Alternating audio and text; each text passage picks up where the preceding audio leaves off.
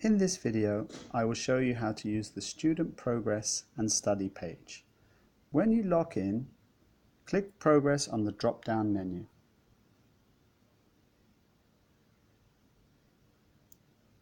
Here, there are three types of learning.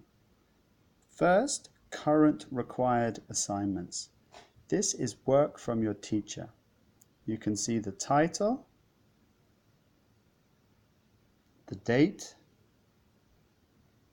and the name of the teacher. Next, you have suggested learning.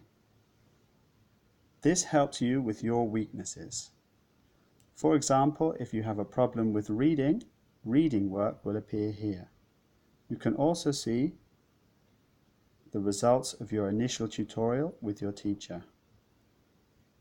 Here is the suggested learning for adjectives and relative pronouns, and wish, if only, third conditional. Finally, you have extra learning. This is connected to other work that you have done. For example, if you have done some work on reading, more work on reading will appear in this section. So, good luck with all your study.